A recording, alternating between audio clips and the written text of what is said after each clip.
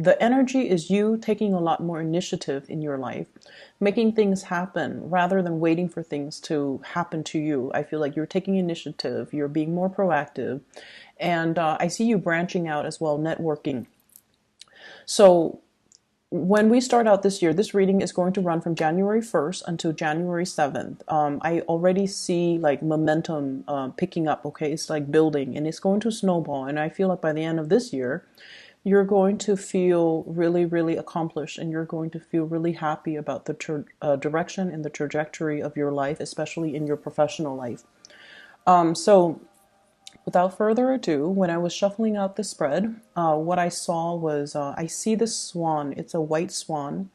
It's in the middle of a really, really, really big body of water. I can't even, they're not ocean dwellers, but it just felt like it's in a lake or in a really large body of water, and I couldn't even see land or a bank in sight. Okay, so it's just adrift. And it's just looking around. The swan is white. It's looking around and it doesn't see any land. It doesn't see any people. And so it's just adrift with the tide or wherever the wind sweeps. And it seems like a very calm, placid, surface of the water. So everything, it's like there's no imminent danger, but then again, it's like open water. And then the swan is like, I think I've had it. And it just hoists itself up and it flies into the sky. So that's what it feels like to me. And immediately when I saw this, I was just thinking, it feels to me like for many of you, this is the first time where you are coming into your own sense of potential. So it's almost like I see this element about skills transfer. And I feel almost like you're looking at your skill set and you're looking at all your past job experience, and you're trying to do like a major career change, or you're contemplating a major career change or a change in your work environment, and you're trying to figure out how your skills are transferable. So it's almost like the swan adrift in the sea. It's floating, but at the same time, it's not using its wings. And then for the very first time, you're just like, you know what? I have these wings. Why don't I just fly? Why don't I find something else? Why don't I do something that is different, but more fulfilling, more in alignment with, whatever gifts, whatever endowments I already have. So I feel there's this element here about thinking about the trajectory or the direction of your life and no longer feeling like you're just adrift in this big blue ocean. You're taking more initiative. You're being more proactive about, making decisions, but also moving yourself to a new place and especially a higher ground. So that's what I'm seeing. What I'm also feeling as well is for the past 4 years, okay, for the past 4 years, I almost feel like you went through the motions. And for example, I'm seeing this. It's almost like I'm going to work for 2 years. I'm going to meet, somebody, and then I'm going to get married, and then I'm going to be a mother. So that's one scenario, and I felt that. And then for others, I'm going to do college. I'm going to go off, have like a year of work experience, and then I'm going to go through grad school. And then after grad school, then, everything will fall into place. It's almost like going through the motions, having some type of a plan kind of set out for yourself, for the past 4 years. And the 4 years have passed, and you're at this point where you need to formulate the next 4 years. That's what it feels like to me. You're working in spurts, and I feel like you do have a sense of like ultimately what you want, and you do kind of prepare for it and plan for it, possibly 4 years at a time. And as a result of that, you're kind of like at the end of that 4 year period, and you're trying to formulate and lay out the blueprint for yourself for the next few years. And that puts you in a very powerful position. But I also feel like the times are changing, and you're almost like you're intuitively picking up on that it might not be safe for you anymore to just be adrift in this lake. It's open land. I'm sorry, it's open water. you don't know what's really underneath, and you don't know how far it's going to take for you to get to shore. And you're aware of that now. You're aware of that. And I feel like you come to the realization that you have to make some changes, and you come to the realization that you have to, rather than swim, I might need to fly. So whatever it is, I feel like you're well prepared for it, and your intuition is early, and it's catching it's almost recognizing these signs, and it's also recognizing this sense of restlessness that you have within you, because ultimately you're catching these signs early, and the universe wants you to change direction. That's what it feels like to me. So on the mundane front, what I'm seeing in this spread is I see you and a person, possibly a family member. For some of you, it could be your own children. For others, I feel like siblings. It's somebody that you have a very strong emotional connection with, okay, like a family member. I see some of you formulating, making some plans, scheming, not in a bad way, but I feel like conjuring up some type of a plan. I see you two dealing with some type of legal paperwork, trying to get something in order, trying to plan out how things are going to happen. But I feel like the conversations are very hush hush. Okay, it's like behind closed doors, it's behind curtains, it's behind like the prying ears or the prying eyes of the neighbors. So you're doing something that is, I feel like, a little bit secretive with another person, and these conversations are very candid, very hush hush, very behind the closed doors, and you're scheming, planning something. How are we going to do this? What happens if they ask us that? How are we going to answer this question? How are we going to respond to this? Those types of things are that's what I'm seeing here. And I also feel you have somebody that you are, once again, possibly a family member. They're very harsh with their words, okay? They might say things like they might say things that they don't mean. They blow up fast, they get angry, they blow up, and then they forget, they forget about it. Okay, so the only thing I feel that is a major obstacle between you and this person is that they're harsh with their words. They're a little bit, they have, I don't want to say anger issues. I don't feel like that's the case. I feel like the right way to put it is they say things and then they forget. So when they're upset, they get really upset. So it's like, they go from 0 to like 100 on the anger spectrum. But then once they're able to vent, then they're okay. They're a really good person. They have a really good heart. But I feel like a lot of the times, Pisces, you guys are very sensitive. And I feel like you hold a lot of things in. So if somebody is like crossing the line, if somebody says things that are just very indelicate or hurtful, you have to check them on it. Okay, you can't just sit there and sulk in silence and give them the silent treatment. You have to tell them, hey, that was over the line. You said it and it was not nice, or you should like sugarcoat things, or don't speak to me that way. So what I feel here is you're dealing with someone who's you feel like they're very vulgar, or they're very indelicate, or they're just mean, but they do have a really good heart. And I feel like at the bottom line that I'm seeing is there's a lot of love here. It could be a romantic interest, it could be a family member, but the bottom line is they're very generous towards you. They really care about you. You care about them. There's a lot of love. It's just the communication needs a little bit more work. And I feel like I feel like you haven't had much success with this person. I also feel a little bit of fear from your end when you're dealing with this person.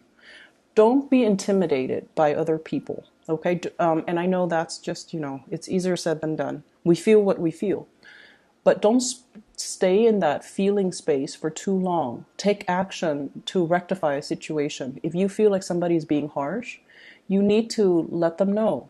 You need to let them know that, I'm not going to tolerate this behavior, or you can't speak to people like that, or, you can't speak to me like that. I don't appreciate it, and here is why.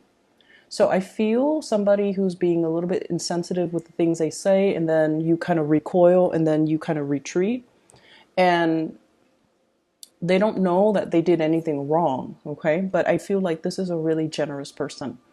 So that's what I'm sensing here when it comes to your interpersonal relationships. I see people having to, if you have animals like pets and whatever that you have that are animals around you, be careful about not leaving items like stray items out, because I see some pets possibly having to go in for an x-ray because they swallow something. And I feel almost like you have to transport them. So you have to take time off work. You have to deal with the hassle. You also have to deal with the worries and the anxiety that, your pets are like wondering what's wrong with them. And that goes as well for younger children. If you have younger children, if you have small animals, just be careful, or even big animals, that you're not leaving stray items, especially, those squeaky toys. I'm also seeing toothbrushes, toothpaste, just, toxic items or items that are chewable or swallowable. Just make sure you leave that out of, sight, because I do see this worry and anxiety as it relates to children, as it relates to animals.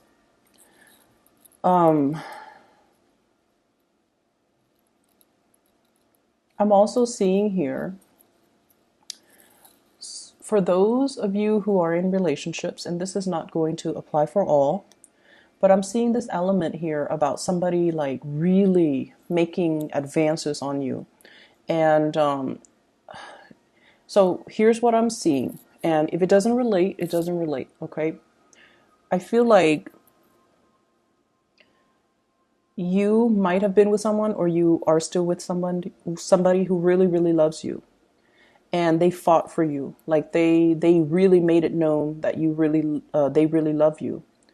And the pursuit, the way that they pursue you, it was very flattering.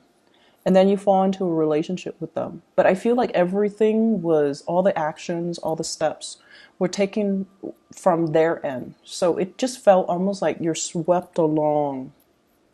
It's like it happened in succession, and I feel like it was just kind of out of your control.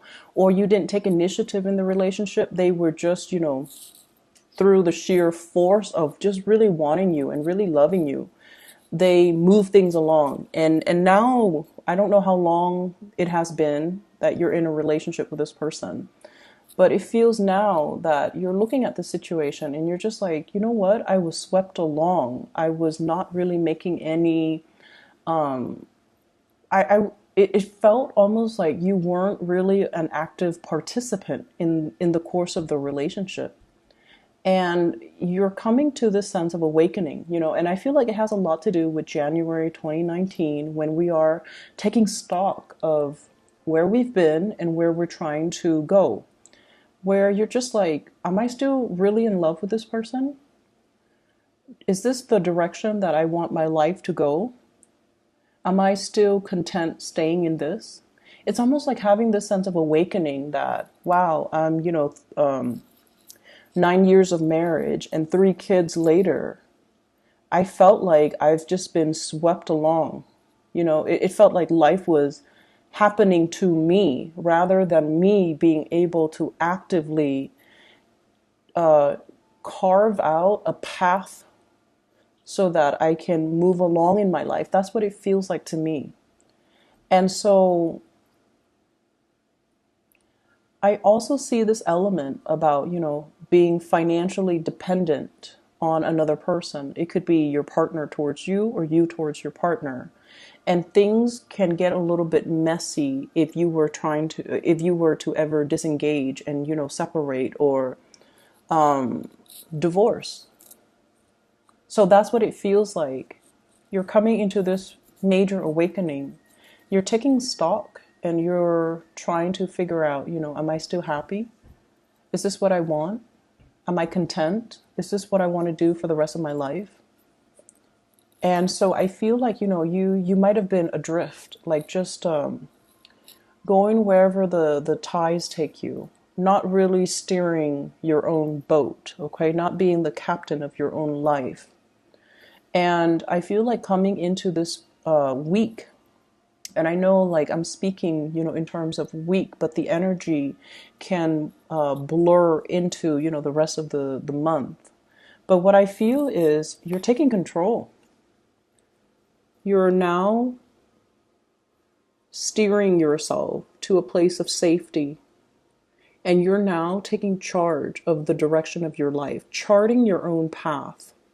On the road to discovery, even. For many of you, this can indicate to me travel, movement, moving away from a troublesome situation. And, it's almost like the dawning of a new day. We have here the Ten of Swords, which in this deck, whenever we come to a valley, it's a place where kind of like the heavens break open. There's that the strands or the beams of light kind of shine on that valley. It's almost like the dawning of a new day. It's a place of safety. It's a place of refuge, and being able to find people and safety and shore and land.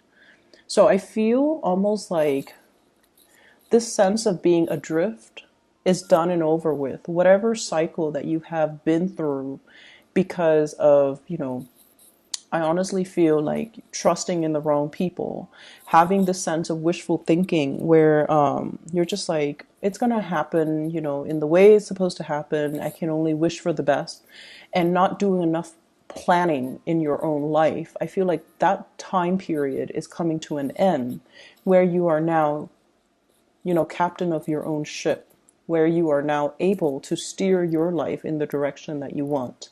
And I also feel for many of you taking a major, major, big leap of faith. Okay, so if you have been in a relationship, for example, you might be thinking about even, settling down, building a family, building a life together, focusing less on your professional life and then more on your emotional, romantic life, trying to cultivate that sense of family and community. I'm also sensing for many of you, I'm feeling almost like I see a lot of people taking trips, and this is over trips via airways, like via airplane. And I also feel like, going to the Western Europe area. I'm also seeing as well, like possibly Rome, Italy. I'm also seeing Portugal and Spain. And then I'm also seeing Latin America, especially like Argentina, trying to get back in alignment. Okay, you might have, family there. I'm also seeing as well, trying to get some projects off the ground, and you needed somebody, possibly like a buyer, a lender, or a group of people so that you can launch a project. So I do see a lot of formulating some type of a legal plan or getting something off the ground, and there's a lot of thinking that's involved. It's almost like trying to launch a project, and you need buy-in, you need financiers, you need people that are going to be on board, you also need workers, and you're going to these areas to try to plan out how it's going to happen, how to launch something, how to connect people to the right resources, and how to get this thing off the ground. And I don't feel like you're doing it on your own. I feel like you might be connecting with people over large, vast distances, possibly overseas, to get this off the ground. For some of you, you could be like remotely overseeing some type of work overseas, and now you're traveling there to see how the work is getting off the ground.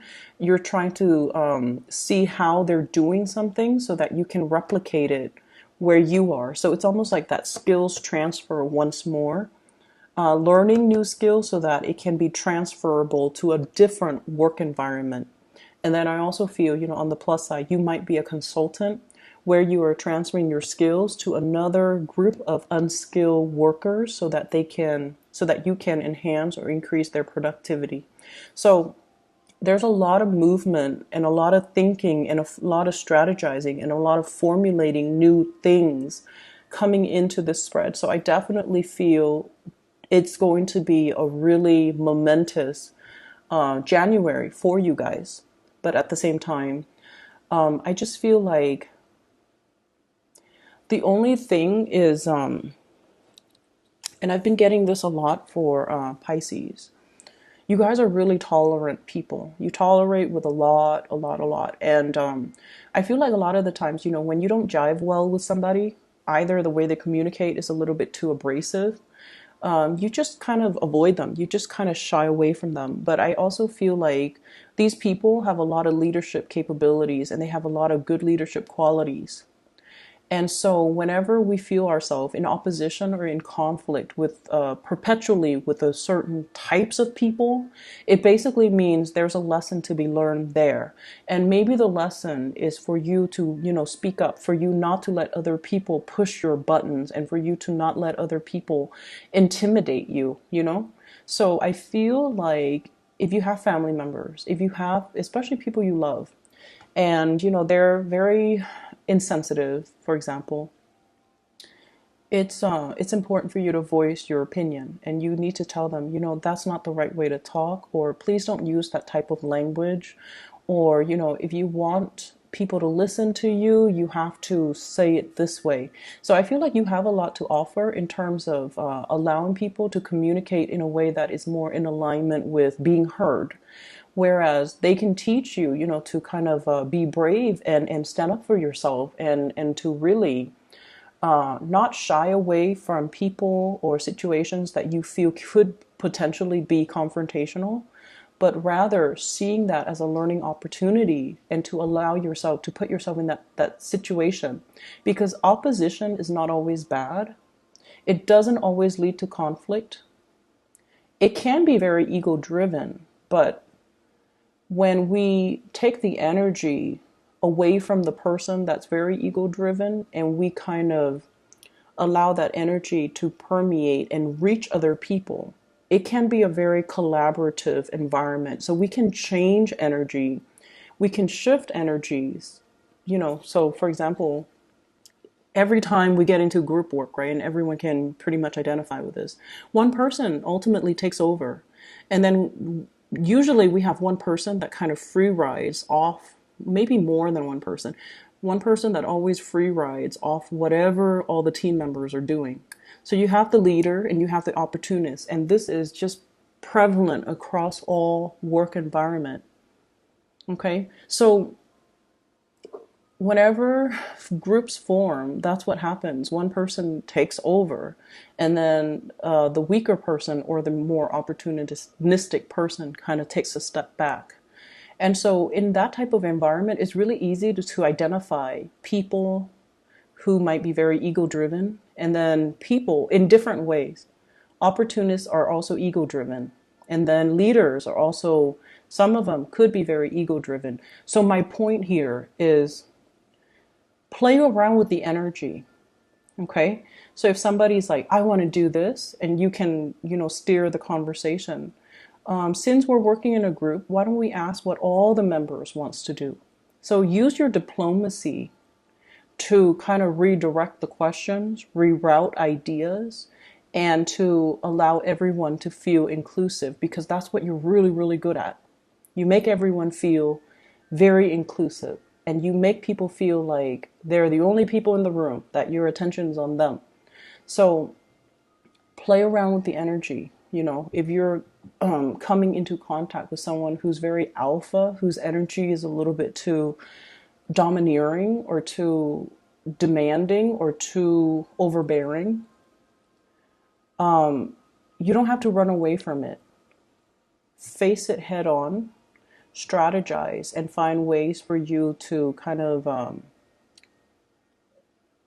I feel, redirect the energy. So I hope the examples help. Okay.